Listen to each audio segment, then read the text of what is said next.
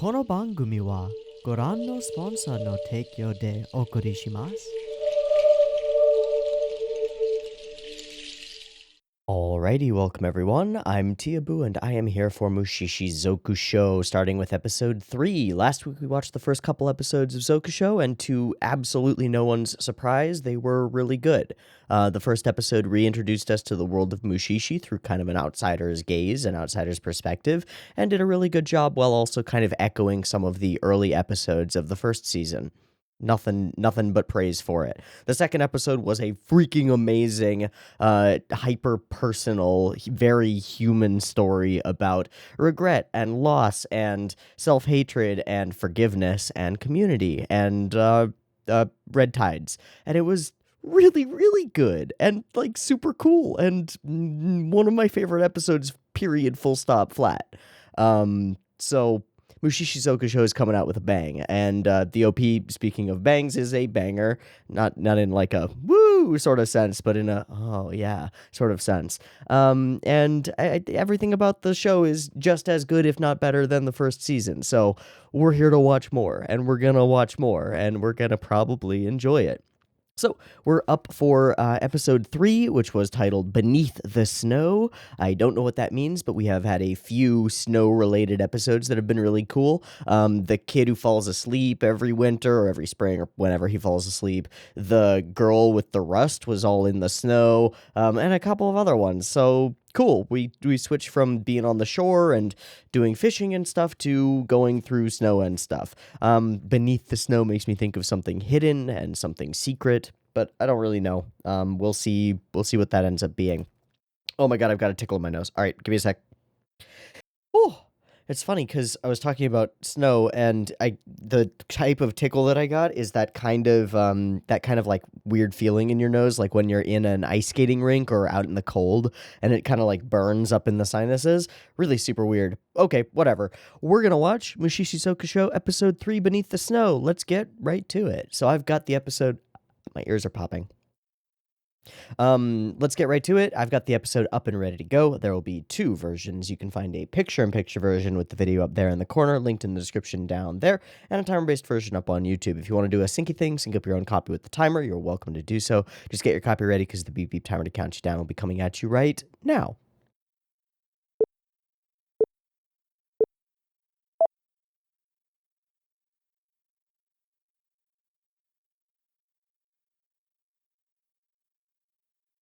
That's recording, right? Yep, okay, good.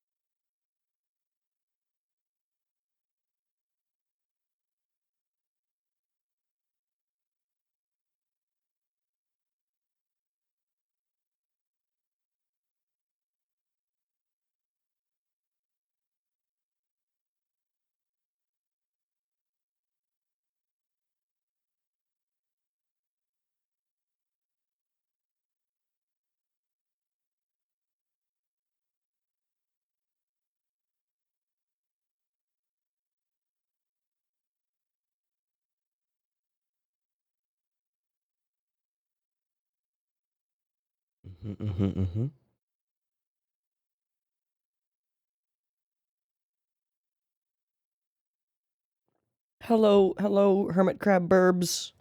You are cute burbs. Thank you for saving that village.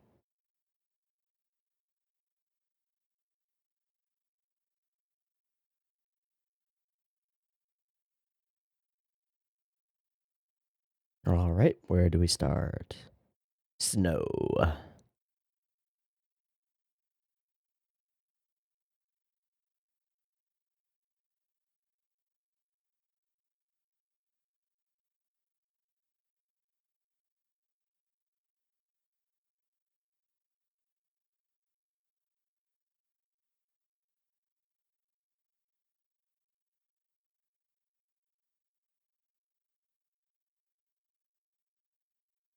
Mm.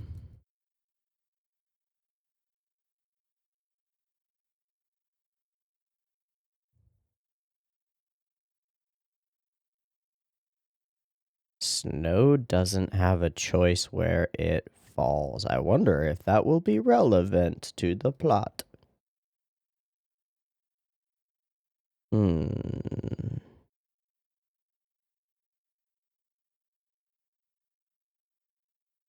Hmm.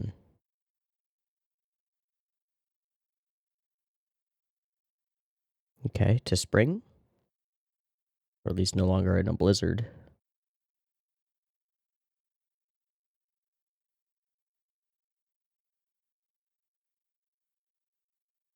Oh, there it is. It's kind of buried. Shit. Yeah. Mm. Oh. Oh. Hi. Thank you. Yeah, fire good. Hell yeah. Mm-mm.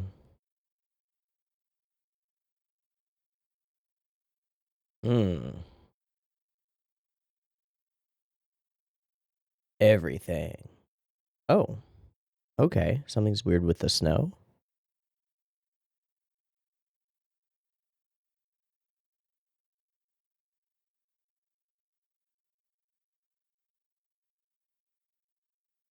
I don't think he reads the amount.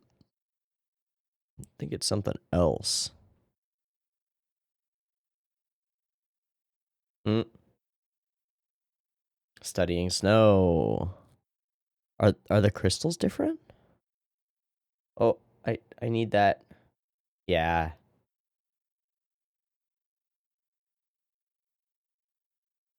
Uh-huh. But are they actually alive? Nope. That's a Mushi. Yuki Mushi.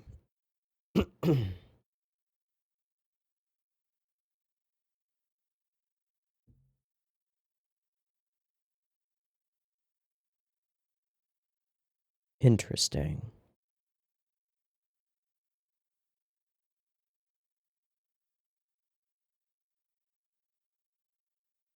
Whoa. Yeah. Uh-huh. Oh, that's crazy. And yeah, I was gonna say kind of terrifying. Oh no. Oh no. Yeah, except they can kill you. Yeah. Yeah. Oh.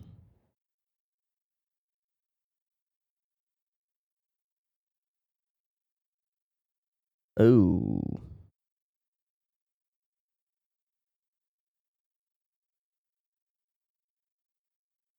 Uh-oh. Is that gonna take over the little girl or something?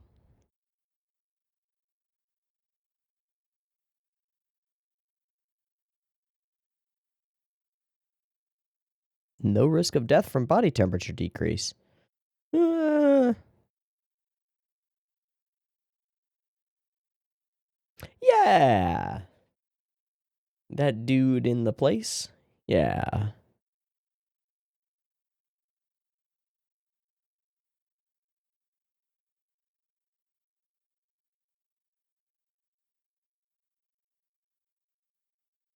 Hmm.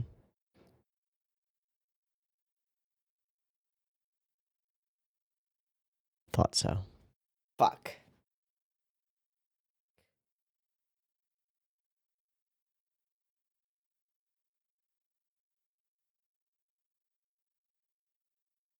Yeah, there is snow falling only on his house. So, kind of like carrying a rain cloud with you, walking around with a storm.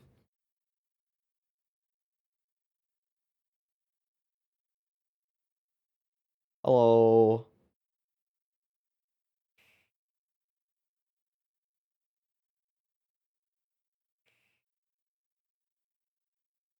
It seems like a big deal, dude.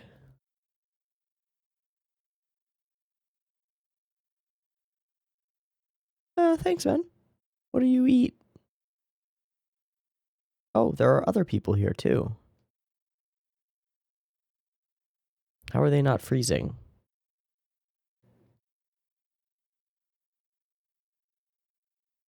Oh.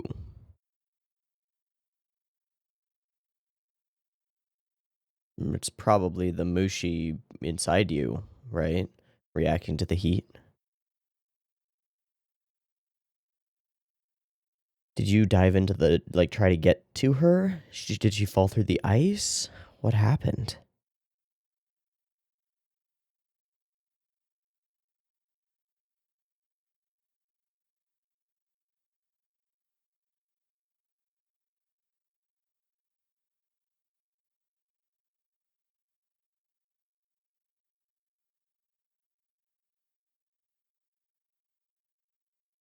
Hmm.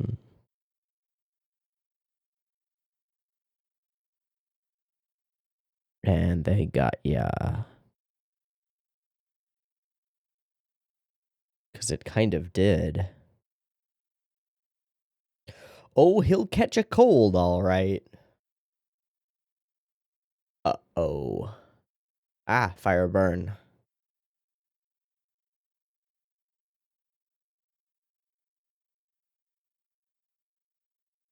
But the cold doesn't harm you. Weird. Ooh. But it makes perfect sense if he's...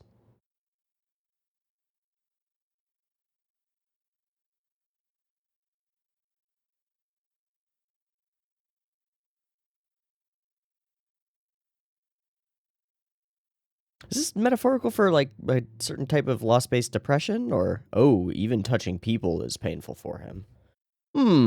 It seems pretty metaphorical for a type of, like, depression and fear and shame. Yeah, you're still dying from this. But it hurts. Yeah, but it hurts to heal, right?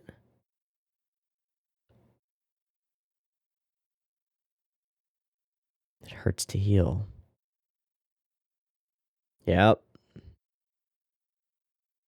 Just gonna stay the way that I am. Keep doing what I'm doing.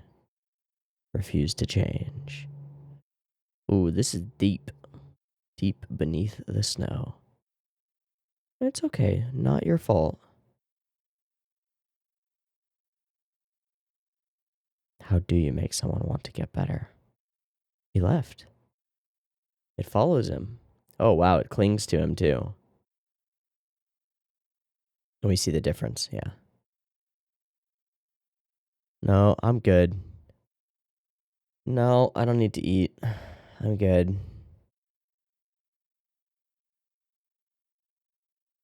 He'll be fine. I'll be fine. I was born in the darkness. Uh-oh.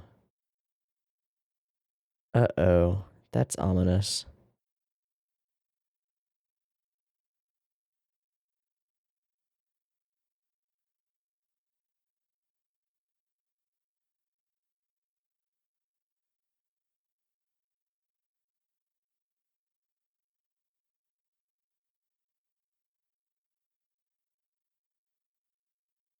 Oh, it's becoming snowflakes underwater. What?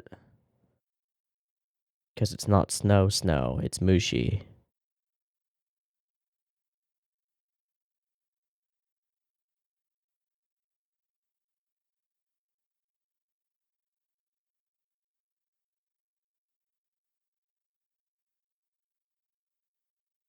Oh, fuck. Exactly what I was hoping didn't happen. She fell in.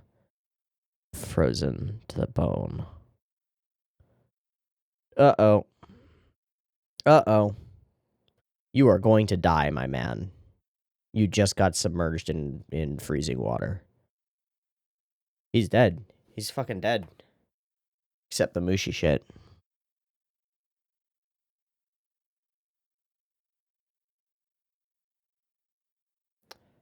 Yeah.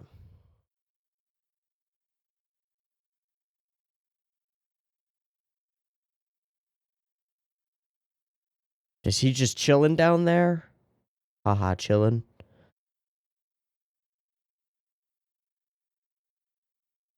Bro.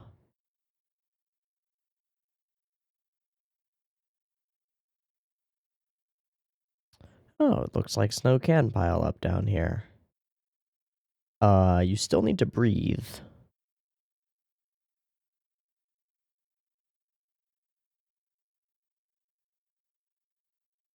Okay.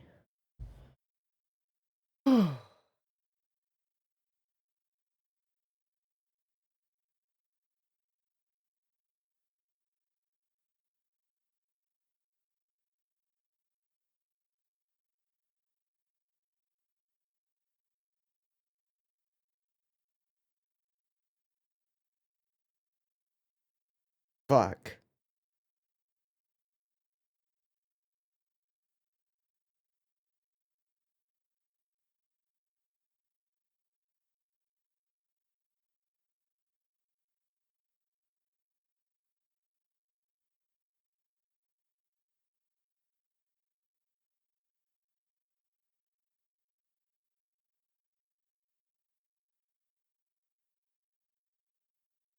Yeah, how about when he ominously went off into the lake?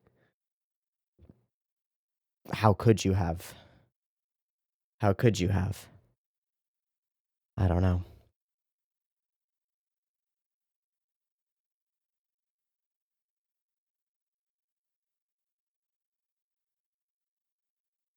Maybe so. I mean, there's enough of the episode left that something can still happen.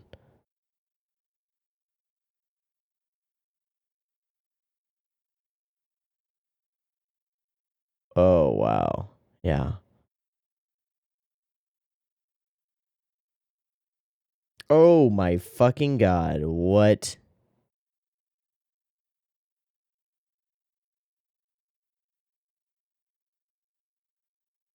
Oh, but it's exactly like the day when he got the sickness. It's not though. He's alive, quote unquote. Jesus shit.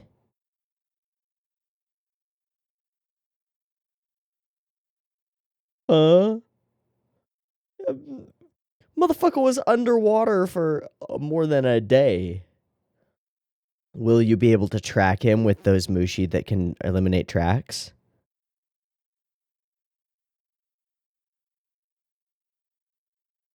And fresh snow? Uh-oh. Uh-oh.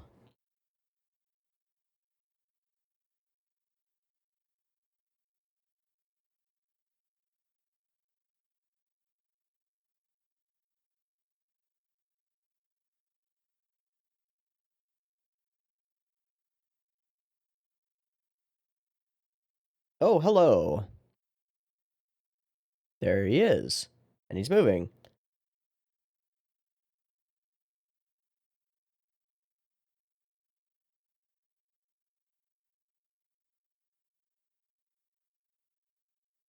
Nope, that's weird. No. No, buddy. Sorry, I don't think so.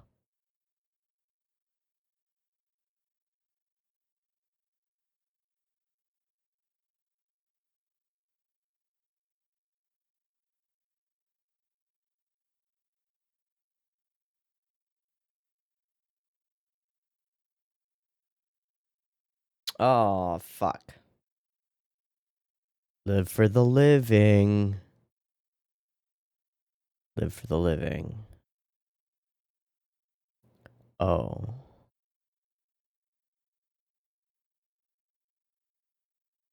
Oh. He repressed that. Ah. No, no. No, no, no, no, no, no, no, no.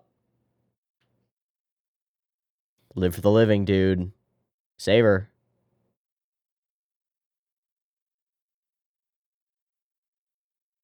And thank you. Holy shit, bud.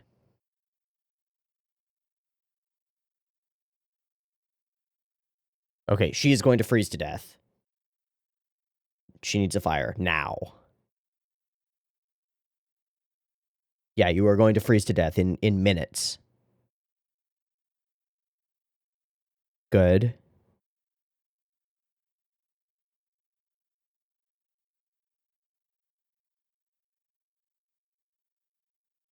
There we go. Live for the living, bud.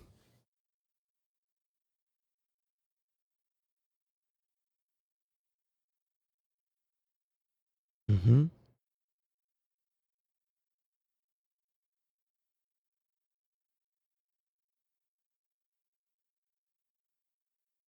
Still a chance.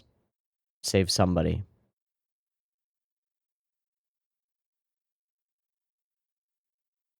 And remember, yeah. Oh.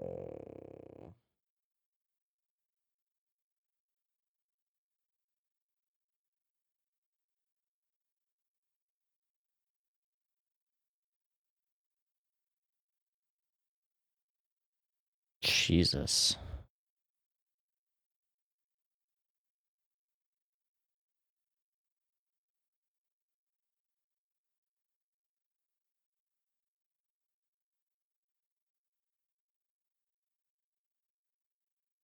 He's regaining some color.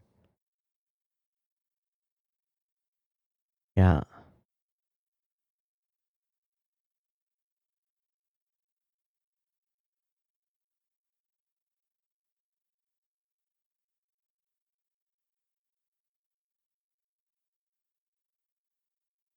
Gonna go.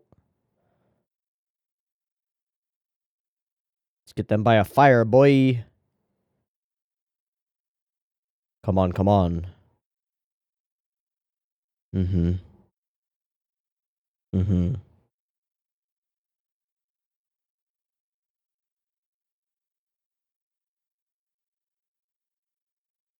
But narratively, it was remembering what had truly happened with his sister and accepting it that turned him okay. Jesus.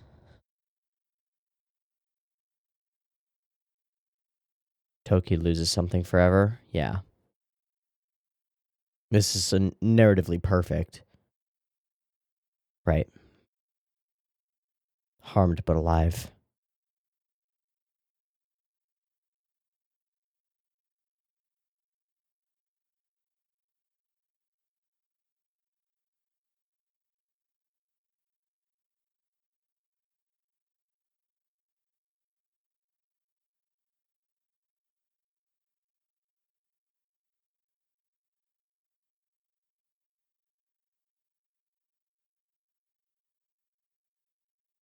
Able to actually lose and grieve instead of repressing. Yep.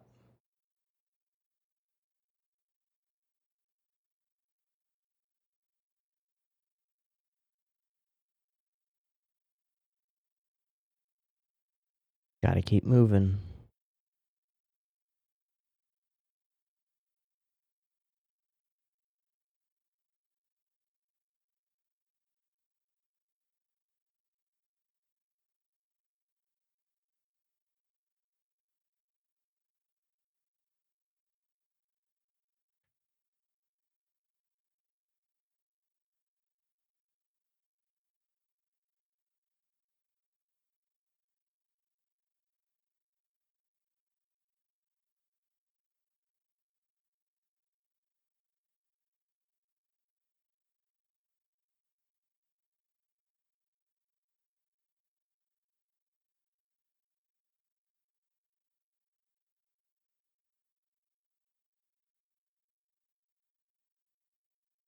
Mm.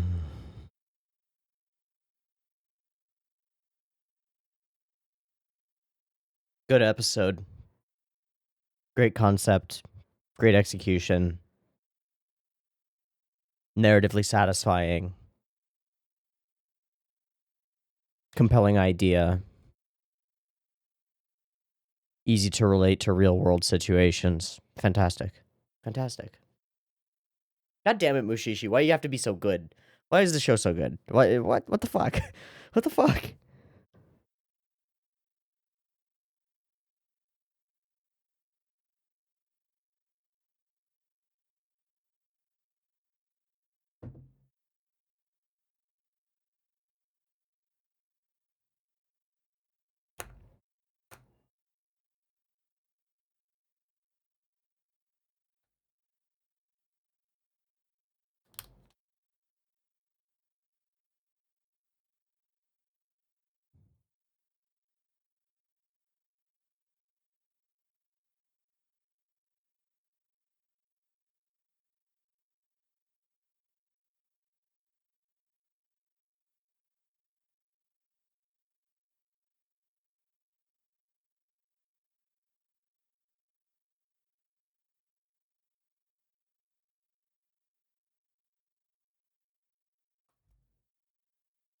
Cool ED too. The visuals are super interesting. The hand that caresses the night. Cool. I like this episode a lot. I said it as we were fading out, but I find it really narratively satisfying.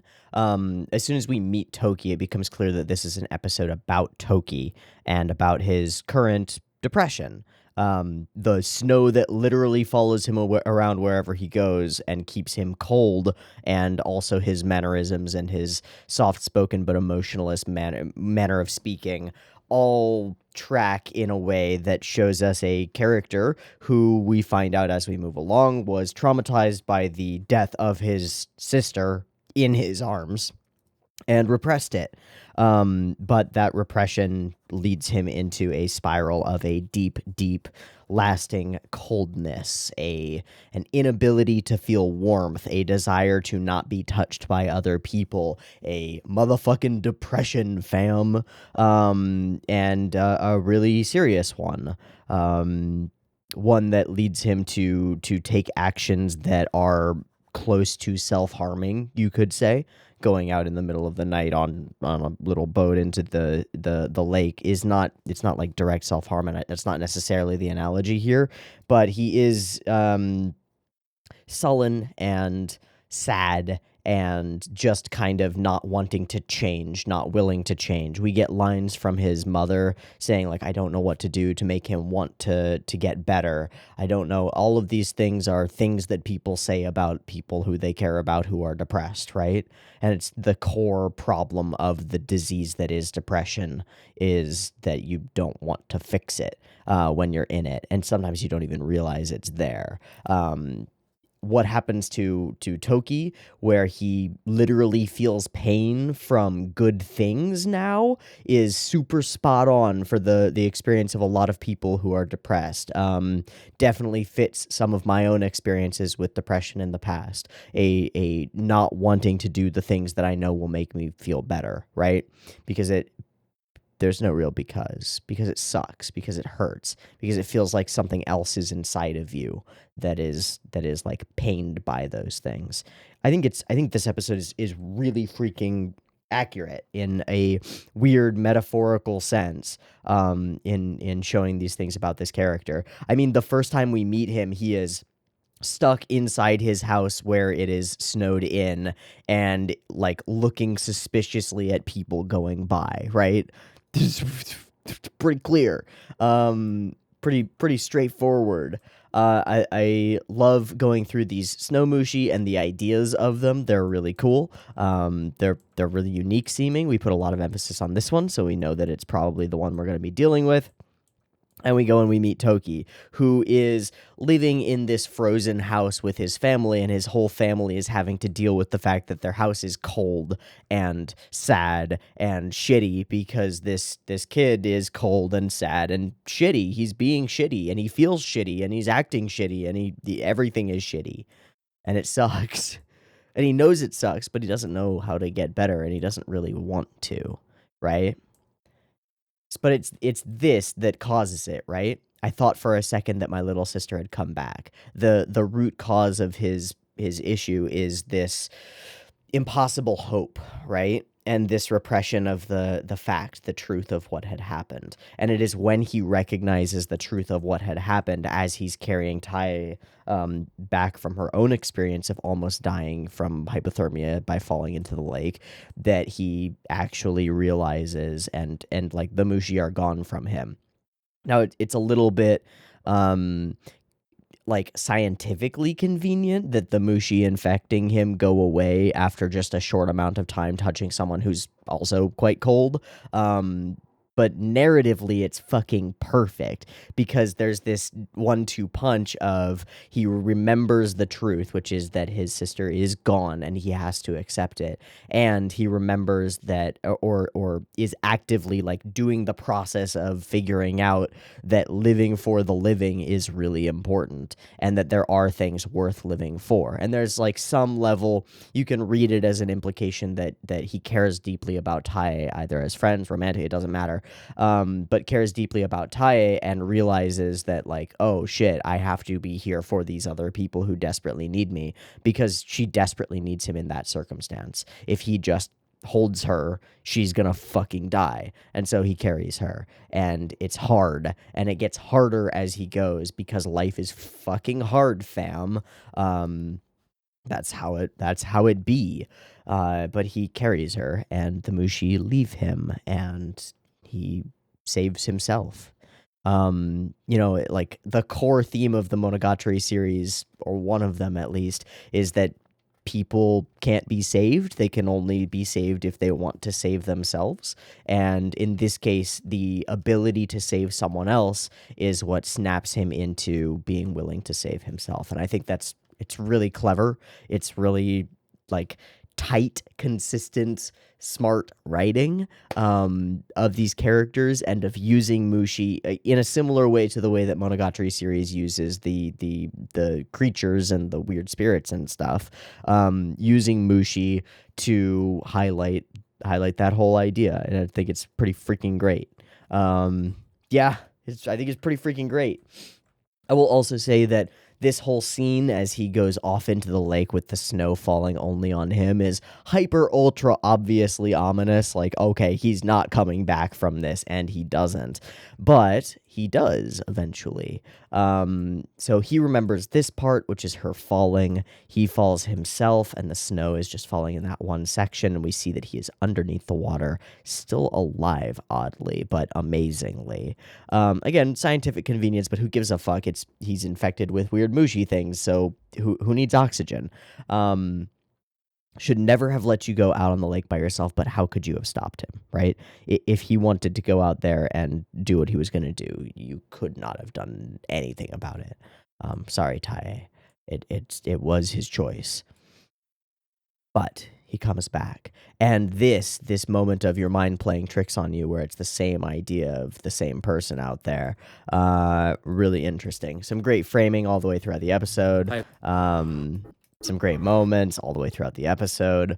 Great visuals with all the snow falling, and a fantastic, really tense scene as she steps out onto the ice to try to prevent him from straight up diving into the water where he felt somewhat safe, and trying to save the sister that he thinks he might still be able to save, because he was asleep under there, and so maybe she is too. Heartbreaking. And ice-breaking, and Tae puts herself in danger, and there is someone real and really alive that Toki can actually save in this moment, and he chooses to do so. And that snaps him out of it as he runs. He remembers the truth and all of the pain that he experienced. He cannot repress it or suppress it anymore, and he has to just keep moving on through the painful world that is freezing and cold and sad and lonely. But if he can save Tae, then maybe it's all worth it. And I think that's fucking perfect. I think it's perfect. I don't think that there's anything that could be symbolically or metaphorically done better here. It's as perfect a metaphor as you can get for loss and grief and depression and sadness, and how it affects the people around you and how you might get out of it. Fucking excellent episode. Kind of a short discussion here, because I think this episode is really straightforward in its themes and its core, like, message. But straightforward is not in any way a bad thing, right? It has a great premise, and it executes excellently on that great premise. What more can you ask for from a show with an episode that's being metaphorical? Fucking awesome. Yeah, excellent. Really, really, really good. And Genko has to move along, and so he does. Boom. Okay, next episode shall be The Hand That Caresses the Night. I don't know what that means. I don't know what to expect from it. Let's take a breaky thingy, do a sinky thing, and come back in just a second for episode 4 of Mushishi Zoku Show. See you in a second. Peace. All right, welcome back. We're good to go for episode 4 of Zoku Show. The Hand That Caresses the Night. I don't know what it means, but it sounds kind of weird and sensual. Awesome. Let's get to it. Beep beep timer.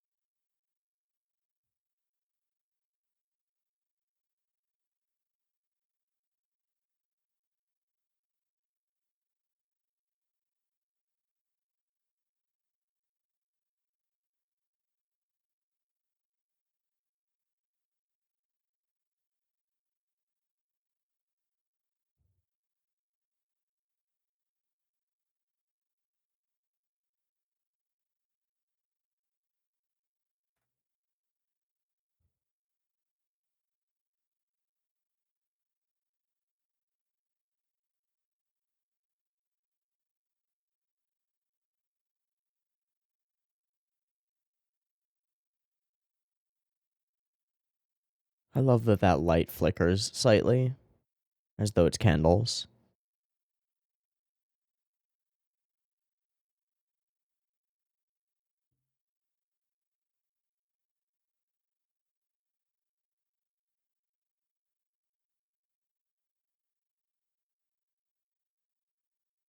We're in a forest. Uh-oh, it reminds me of the bridge episode. Uh-oh. Ooh, it's pretty.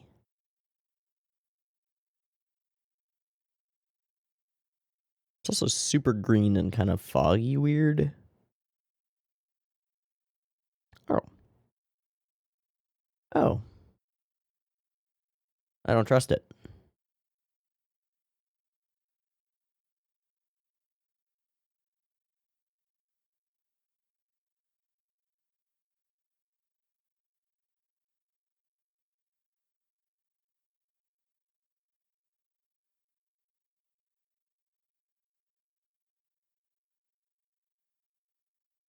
Oh, hi.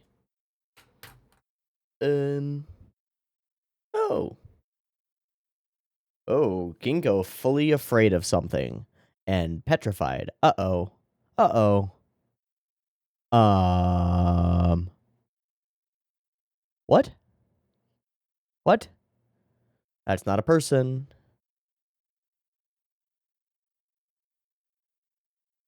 What?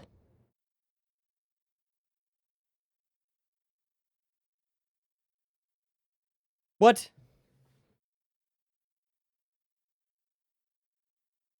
What was that? You just got frozen, dog. An unseen individual casts hold person on you. You fail the wisdom save. What the fuck?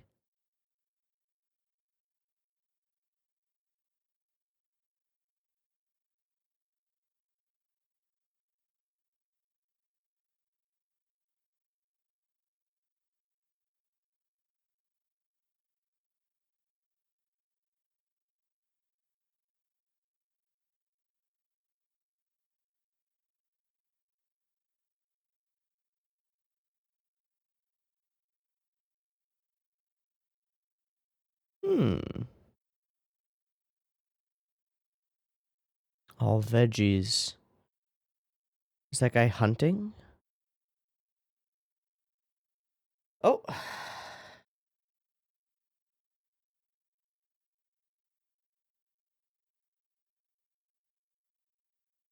Does it smell like sweetness? Like sweet wine and shit? Hmm.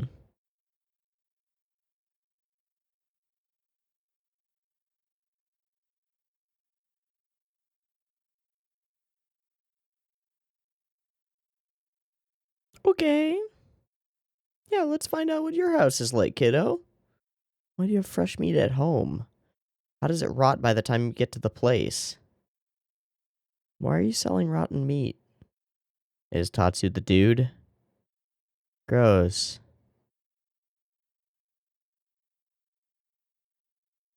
Is this the guy? Is that the guy? Same scent? Ah!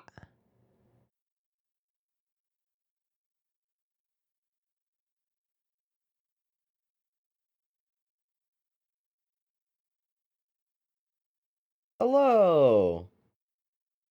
Why did you paralyze me? And also, are you killing all of the animals in the mountains, dude?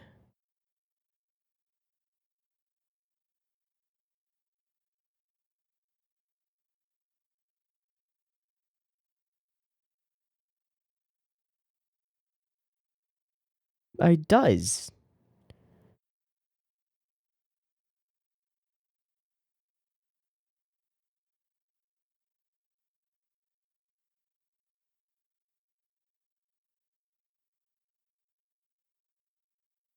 I feel like what you're doing to the meat, to the animals, is what's causing them to rot really fast, my man. Are you like an undead person? Can I cast detect undead? Or whatever.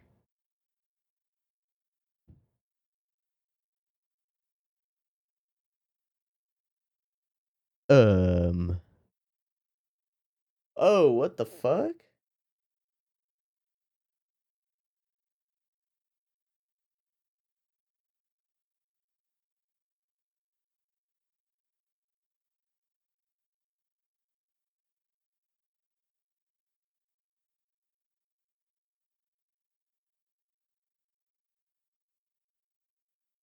Run, little deer, run!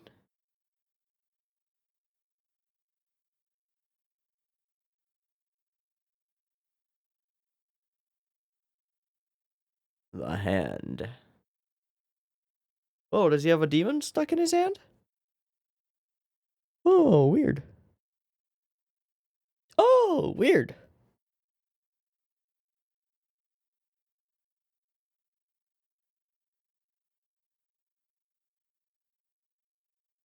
Grody. Oh.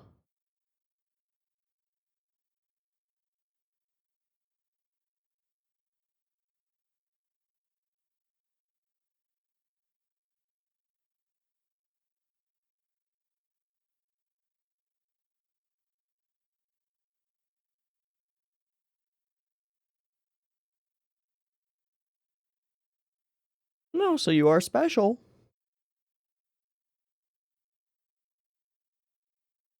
But it infects you, doesn't it? Oh.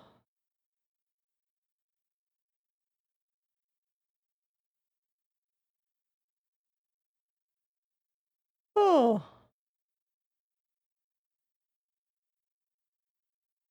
Gross. Oh, I have powers, yeah. So I am special.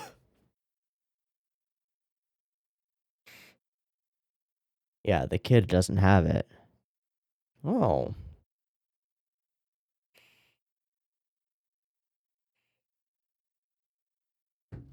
Cool superpowers or my family. You can fix it, but it requires you to give up the power, right? Oh, just mix it with Koki. Cool. Cool.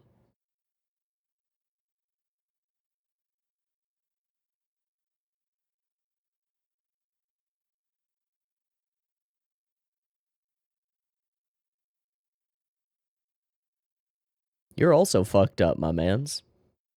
No, you're not. Uh. Uh. You won't be able to easy hunt. Regardless, people won't buy your food, so. But I won't give it up. I won't give it up. I'm too cool. Oh boy. Everything always goes great when we leave places and tell them not to do something stupid.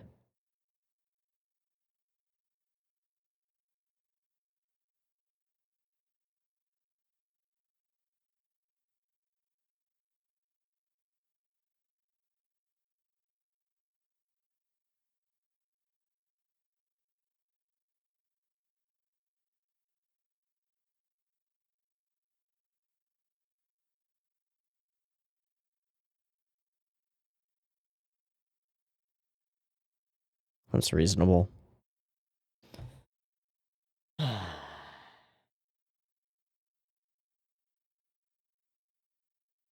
guy's fucking creepy, man. Yes. 100% delusions of grandeur.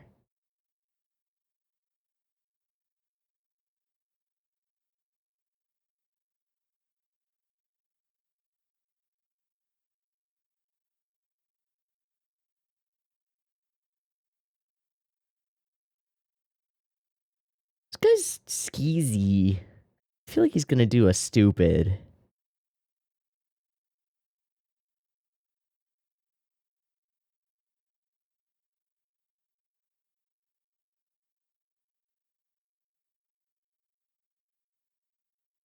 Oh. Oh. Bro, don't touch your kid, your bro with that hand. Spooky fucker.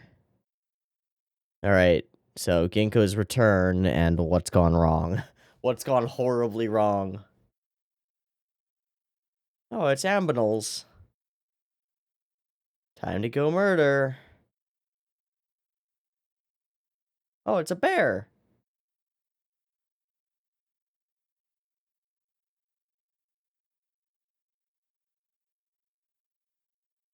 These are great animations of the wildlife. Hi, Ginkers. Hello. Yeah, for sure. Where's your brother? Hunting. Uh-huh. Uh-huh. Uh-huh.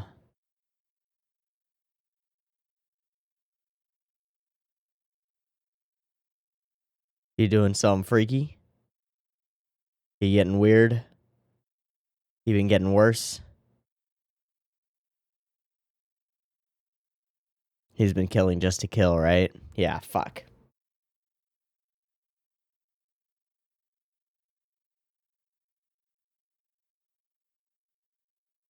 Power.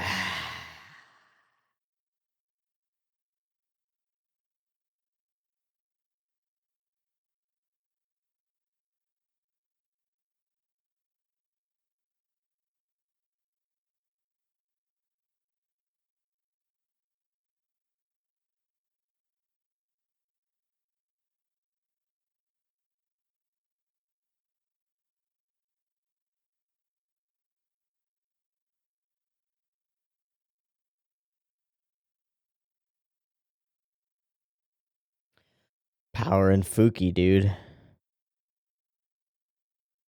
Yeah, that too. Oh boy. Mm-hmm. Yeah, but what if you can't run because he can freeze you? Alright, well, that's the Tatsu we want back, but you're turning into your father, dude. Yeah, how exactly did he die?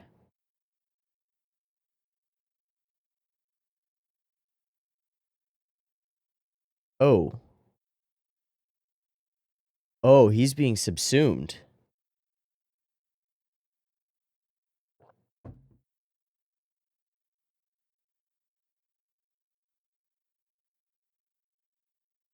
Oh, weird.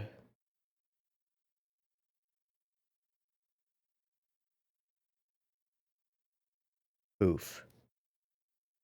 Oof. Holy shit, that's weird. Fully subsumed by Mushi. Hmm.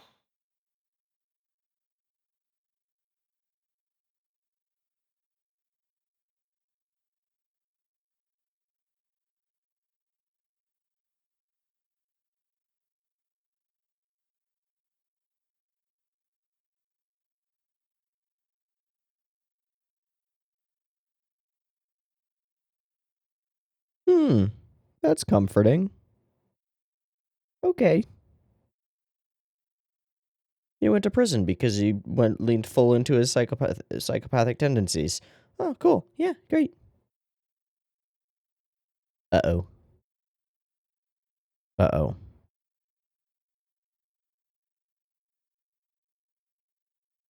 Hey, bud, you need to drink this. This is the first time I feel like Ginkgo's been in serious, precise, definite danger. Uh, Motherfucker, you better drink it now. Mm-hmm. He's gonna freeze you, dude.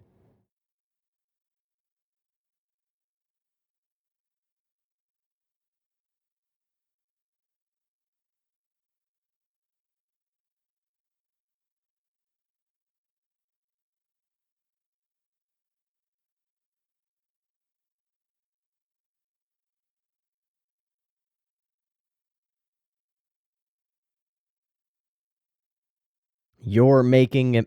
Ah! You're the hunter. Yeah, thank you, kiddo. No, don't turn that look at him.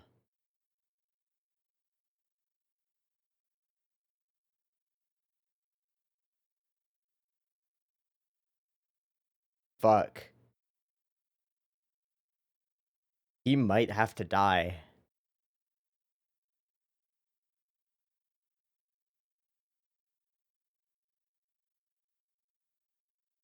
Oh, spooky. Yeah, that's fucking creepy.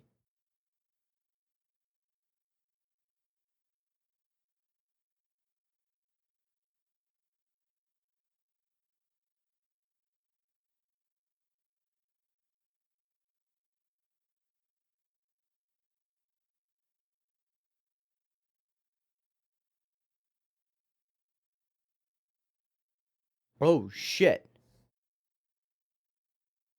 What?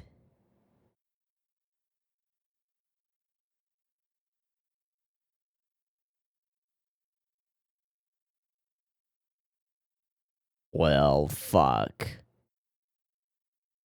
Oh, that's the Fuki. It's some fucky shit indeed. Yeah, that's fucky as hell.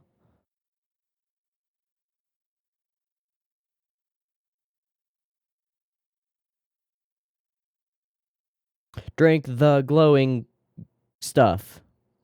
This is true. Yeah, the wolves will get their fucking revenge. That's a bear cave, dude. No, it's smelt for a bear cave.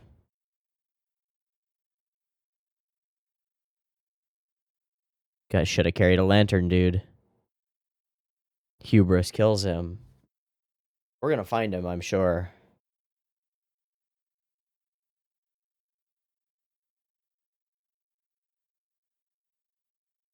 Is it Ginkgo or is it a bear? Paranoia, fear, loss of blood. Uh-oh.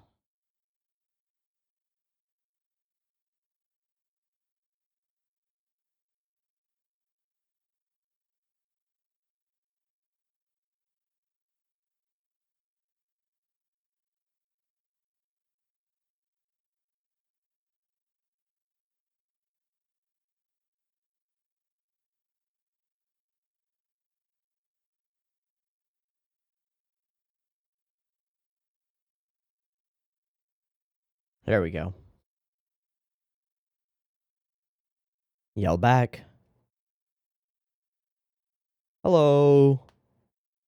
You didn't bleed out. Uh-oh. Oh shit, everything in this location is infected.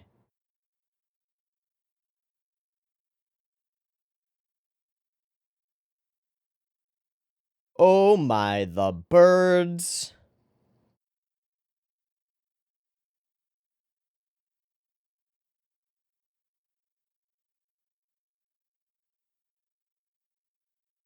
Is he alive? He's alive. Could have gotten obliterated by birds there.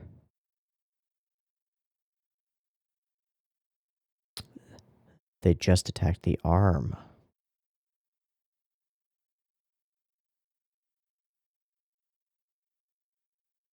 Oh.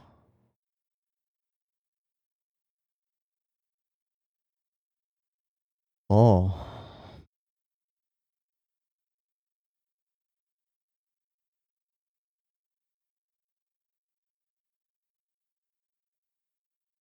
Jesus.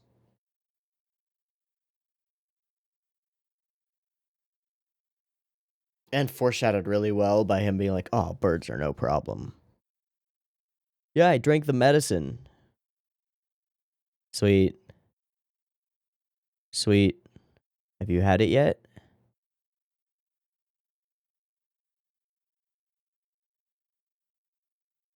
But my power. My unlimited power. And uses the other hand, being the brother. Good, good, good, good. Good, good, good, good.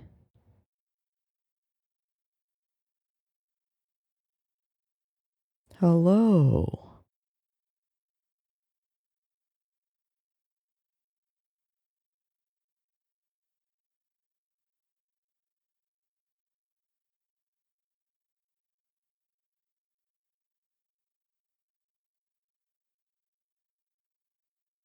Oh, what a spooky app.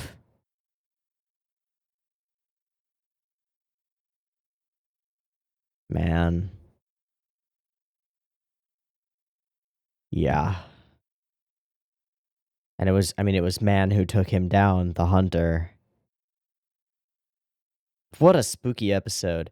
The the image of the like I forget what it's called, but the burning cord on the matchlock pistol or the matchlock musket that was used to shoot him, just the darkness and then that soft little red glow there.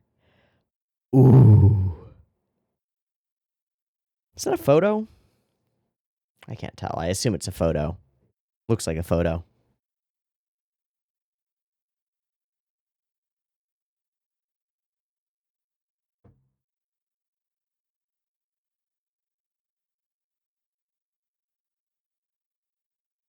Spooky. But overall ends up being a positive episode. Only a few animals died in the creation of this episode. He didn't murder his little brother, who he actually cares about. And he's no longer going to have the eye thing. Hell yeah. It did take him almost getting killed and then almost getting killed by birds to, like, realize it. Ugh.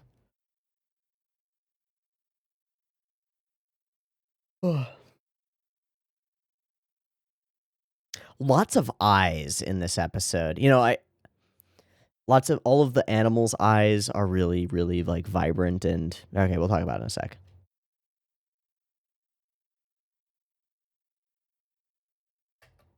Mirror Lake. Cool. Interesting. Um so yeah, as I was saying, like this is a nicely spooky episode, with a huge focus on eyes because of course he's got the eye in his right hand, but like his eyes and how they shift to like evil when he says weird things and just the darkness in them, and then the eyes of the animals in the night are all super duper spooky, man. I thought things were gonna go way worse than they do when Ginkgo leaves for a month to go get Koki, because when Ginkgo leaves places to be like, I will find the cure for you, he usually returns and it gets bad. But in this case, only a few animals were killed in the creation of this episode, so that's good.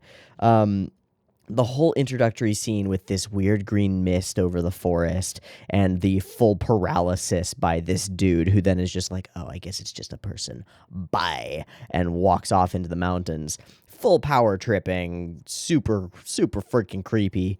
Stinky, decaying, rotting meat. And this attitude of like, how dare you say that our meat stinks? It smells fine to me.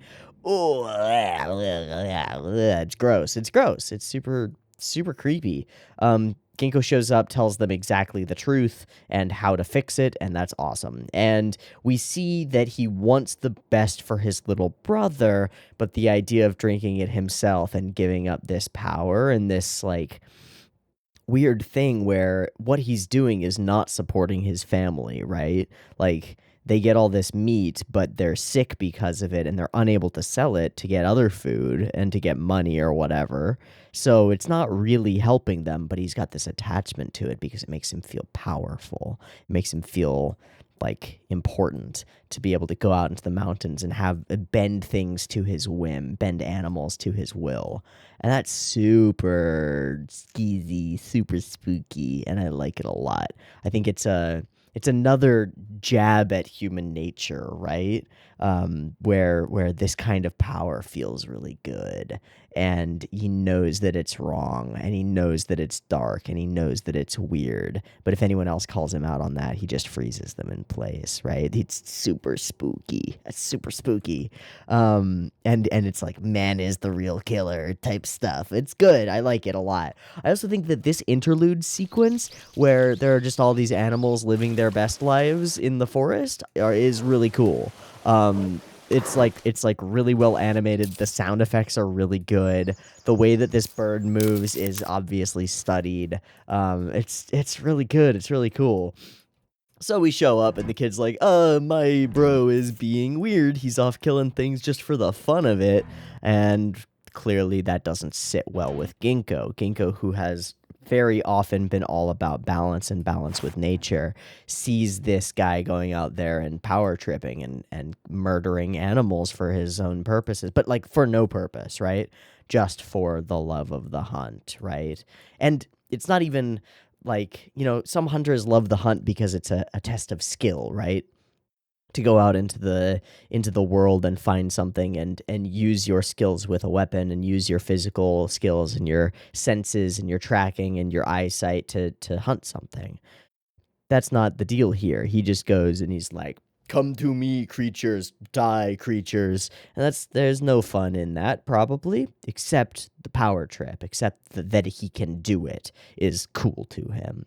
Which is kind of adolescent, edgy teen shit, but it's also just very human, to want that power, to want that feeling. And to feel like he can use it to like defend his family and defend his little brother, right, from anyone who might hunt them. And he says it a little bit later when he says, I don't ever want to feel like we did when Dad was around, when he was getting worse. Like we could be hunted, so I'll become the hunter instead.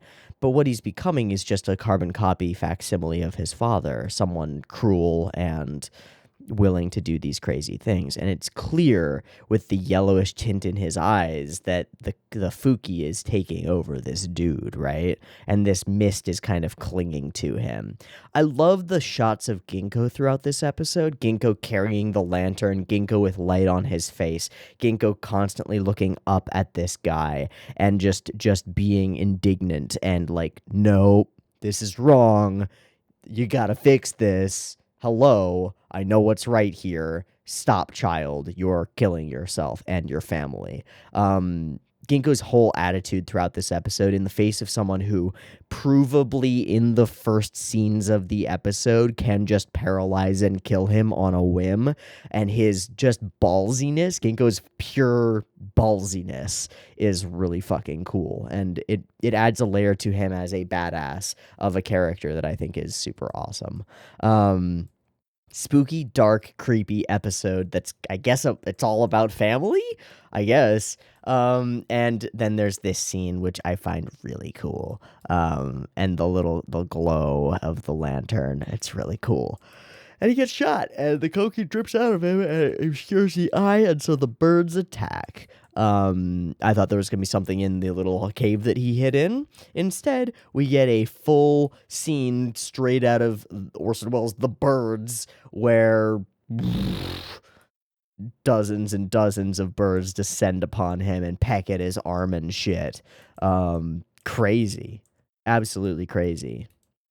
So he loses one thing, the arm, the power, and he regains himself and his family. I love this little moment as well, where we show that Ginkgo, even Ginkgo, can get spooked by something in the night, right? It's cool. It's really cool. Welcome to night. Man is the scariest killer, the scariest hunter, the true thing to be feared. And indeed, he is. He's the one who shot the bad guy, quote unquote, the brother. Dark, both visually and emotionally and stylistically and thematically, dark episode, creepy episode, weird mystery elements to it, weird, like, that poisonous, sickly sweet scent has a metaphorical tone to it, right? The sickly sweetness of power. Oh, I like this episode. This one actually chills me a little bit. It's a little creepy in the way that, I don't know, like a Stephen King book can be creepy, where not so much the more supernatural Stephen King novels, but the more human focused ones, where it's mostly man being the evil element, with maybe some supernatural shit going on, but mostly man. Or some of the like Crichton thrillers have a vibe that's kind of like this. And I love that kind of story, and I love that kind of feeling of intense, creepy, unknown darkness.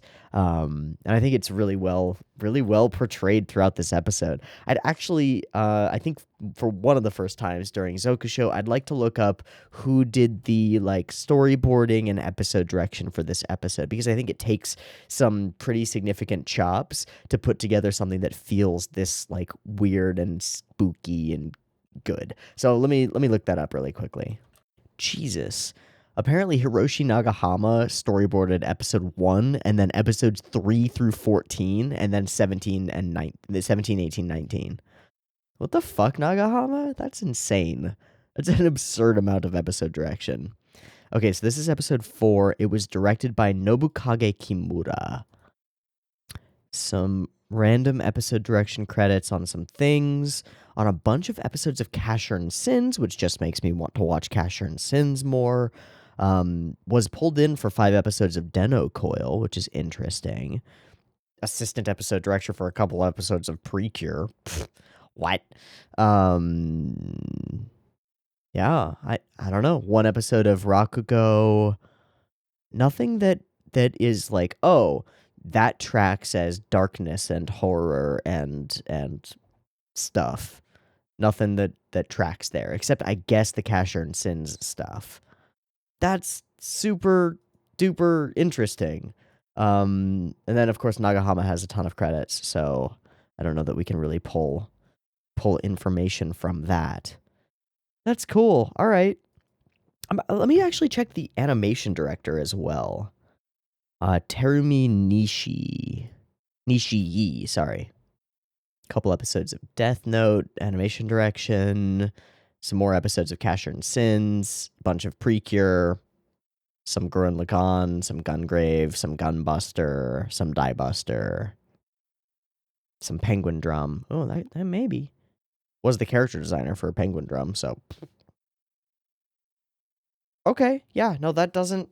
Nothing makes me think, oh, capable of spookiness, to a significant degree. So cool, great stuff, from everyone who worked on this episode. I think the whole feel of this episode with the pervasive, dark, sickly green tint to everything in all of the backgrounds and all of the scenes is really cool. It creates this kind of dichotomy between nature and the individuals who live within it, and between the darkness of man and the darkness of the world, and that's pretty fucking cool.